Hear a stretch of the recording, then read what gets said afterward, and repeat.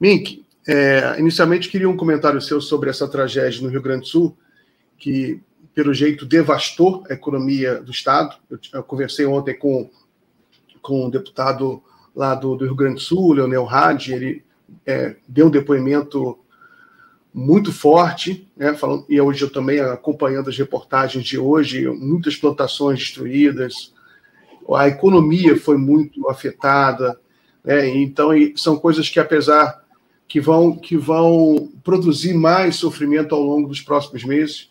O presidente Lula liberou R$ 1 bilhão para investimentos, mas, enfim, qual a observação que você pode trazer para a gente aí sobre isso?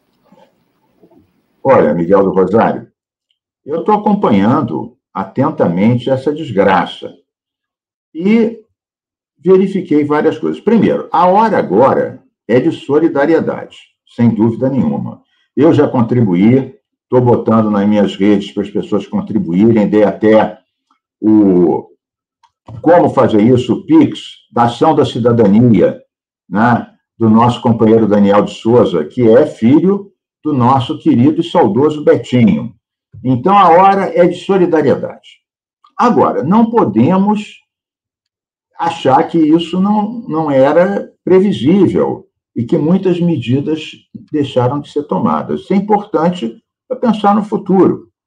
Até porque, infelizmente, não foi a primeira e não será a última.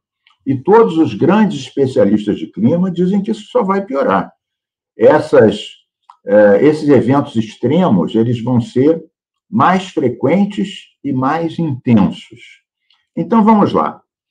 Há um relatório de 2015, elaborado pelo Sérgio Margudes, que é meu amigo, e pela Suzana, depois eu digo o nome dela, né, Suzana Natália, vou ver o outro nome dela. O que diz esse relatório de 2015? Que as chuvas vão se identificar e que aquela formação do sul do país, né, onde há sempre o confronto da massa de ar frio, que vai subindo, e da massa de ar quente, que vai descendo, e temos os dois oceanos influindo diretamente, o Atlântico e o Pacífico, que isso vai aumentar, e eles analisam esta região, dizendo o seguinte, fazem uma análise, dizem, olha, lá, o Rio Guaíba é quase que uma grande lagoa, né? Vários rios vão para lá e a saída disso é muito complicada, porque vai para a Lagoa dos Patos, então isso tem uma entrada muito forte, e eles dizem, os diques são insuficientes, e a drenagem é muito lenta, tem que fortalecer os diques, aumentar e fortalecer, reforçar, e ampliar a drenagem, para a drenagem ser mais rápida. Isso eles escreveram em 2015, há 9 anos atrás. O que acontece?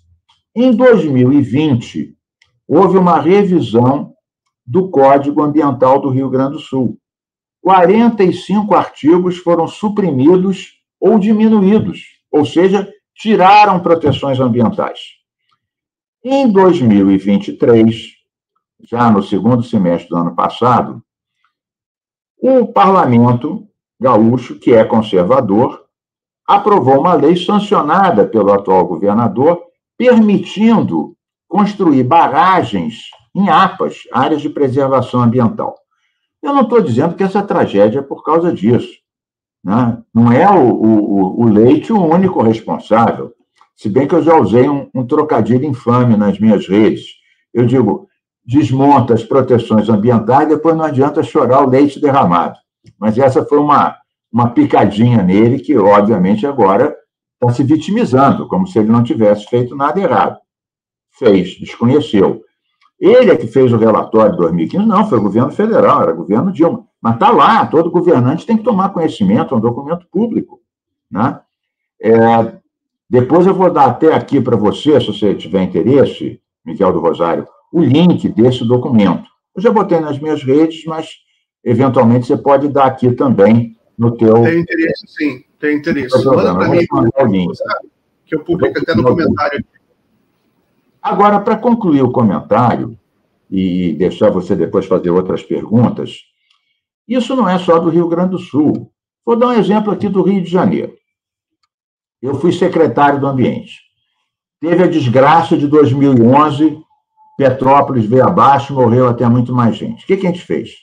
Nós contratamos com dinheiro do FECAM mapeamento de risco de quase todos os municípios, todos da região serrana, da Baixada Fluminense, da área Angra-Paraty, Noroeste Fluminense. Mapeamento de risco. Depois do mapeamento de risco, os planos de contingência. Resumidamente, o que são? Dizer, olha, em vista desse mapeamento de risco, tais e tais casas têm que ser relocalizadas, tais encostas têm que ser reflorestadas, tais rios ou canais têm que ser desobstruídos, dragados.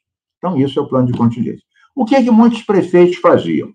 Pegavam o mapeamento de risco e o plano de contingência e botavam, isso aqui é uma girafinha muito simpática, botavam uma escultura qualquer, um vaso de planta em cima e continuavam licenciando loteamentos, shopping, estradas, naquelas áreas onde o mapeamento de risco e o plano de contingência diziam nem pensar. Eu tive que fazer uma lei obrigando as prefeituras a incluírem nos seus planos diretores e leis de uso do solo as restrições e determinações do mapeamento de risco e do plano de contingência. No Brasil, infelizmente, Miguel, nós não temos uma cultura de prevenção. Uma cultura de prevenção. Vou dar um último exemplo antes de devolver a bola para você. Quando eu estava na secretaria, em 2012, nós estávamos dragando os rios Iguaçu, Sarapuí e Botas, relocando as famílias, relocamos mais de 30 mil pessoas, com o dinheiro do FECAM e dinheiro do Ministério das Cidades. Né? Na época, governo 2012, governo Dilma. Né? E aí, nós também criamos uma APA do Alto Iguaçu, que era uma área que os técnicos diziam que, pelas suas características, tinha uns polders, vegetação, áreas de relevo inverso, portanto, depressões, que era ótimo para segurar a enxurrada e não inundar a Baixada Fluminense, onde moram mais de 3 milhões de pessoas. Muito bem. Você acredita que, no ano passado, um deputado de Caxias, né, o Rosenberg Reis, entrou com um projeto para acabar com a APA do Alto Iguaçu, que a gente fez para prevenir inundação. Eu até hoje falei com ele no plenário, vem cá, você vai manter esse teu projeto que acaba com a APA do Alto Iguaçu, depois se inundar aquilo tudo, morrer gente lá em Caxias e Nova Iguaçu, com que cara você vai ficar? Ah, não, mas eu não queria acabar, eu queria apenas dizer que podia ter várias atividades lá. Exatamente, a APA do Alto Iguaçu era para não ter estas atividades, naquele ponto restrito, para segurar a água da chuva. Ou seja, tem gente que não só não cria a prevenção, como vai destruir a prevenção que você criou. Devolvo a bola para você, Miguel. Muito bem, Mink. Esses momentos assim de tragédia ambiental é uma oportunidade sempre para a gente ouvir a natureza. Né? É como se a natureza ela desse um grito: olha, estou aqui, me respeita. Né? Porque a natureza ela não tem culpa de nada, ela não tem nenhuma malignidade intrínseca. Né? Ela são os efeitos naturais. Né? Então, é preciso a gente se adaptar à natureza. Né? E no caso, chuva é uma coisa muito complicada, mas eu diria que é possível se adaptar. Né? É importante deixar escoar a água. Eu sempre me preocupo com isso, porque as cidades todas, elas são todas feitas de concreto e não tem espaço para escoar água. Então, é matemática básica. Se você não dá espaço para a água escoar, eu morei muitos anos na Lapa, no centro do Rio de Janeiro. Morei mais de 15 anos lá. Alagava sempre. Né? Era horrível, porque ficava aquela água suja, podre, alagada. E acontece em todas as cidades do Brasil. Né? Esse evento agora é mais catastrófico, uma coisa de porte mais trágico. Mas acontece em quase todas as cidades do Brasil. Enfim, né? Espero. Eu criei recentemente 2 unidades de conservação em Petrópolis. Uma se chama Revis, Refúgio da Vida Silvestre da Serra da Estrela. tem 5.000 hectares e faz um corredor de biodiversidade juntando a APA Petrópolis e a Rebio Tinguá, Reserva Biológica do Tinguá, pega Caxias e Nova Iguaçu.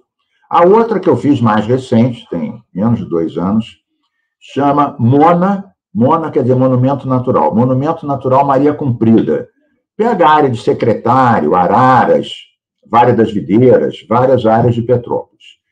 Nessas 2 unidades que a gente criou, a Mona Maria Cumprida tem 8.500 hectares e a Revis da Serra da Estrela, 5.000. Por que a gente criou em Petrópolis? Exatamente, porque em Petrópolis, em 2011, teve o maior desastre com perda de vidas do Rio de Janeiro, um dos maiores do Brasil. Nessas 2 áreas que a gente criou essa proteção, não morreu ninguém mais com as enxurradas. Morreu gente em Petrópolis, Teresópolis, Friburgo. Mas nessas áreas onde a gente criou esta proteção, não morreu mais ninguém. É o que você disse, a natureza não é culpada. Ela reage às nossas más intervenções. Então, a gente tem que conhecer o efeito da nossa intervenção. Isso significa que você não vai mais construir casa? Não, vai. Você não vai mais ter indústria? Vai ter. Você tem que saber quais são as áreas que serão inundadas, quais são as áreas que deslizam, como é que é o solo dessas regiões, para onde o rio vai desaguar. Quando eu estava falando hoje com os deputados sobre isso, eles falam, Mink, esse negócio da lagoa, como alargar? É impossível isso, no caso da Lagoa dos Patos, né, para ampliar a velocidade da drenagem. Eu falei, por outras razões, em obras de recuperação ambiental que a gente fez na Lagoa de Araruama, que pega 6 municípios da região dos lagos, né, nós criamos um parque, lá, Parque Estadual da Costa do Sol, e para trocar a água da lagoa com o mar, para melhorar a qualidade da água, entrar mais peixe, nós duplicamos a abertura do canal de Itajuru, que ligava a lagoa ao mar.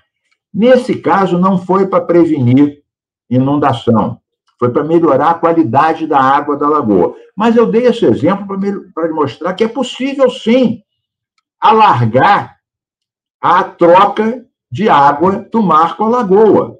Quer dizer, isso que a gente fez na Lagoa de Araruama, em tese, poderia ser feito na Lagoa dos Patos, por exemplo, que é para onde desce o Rio Guaíba. Só para dar um exemplo.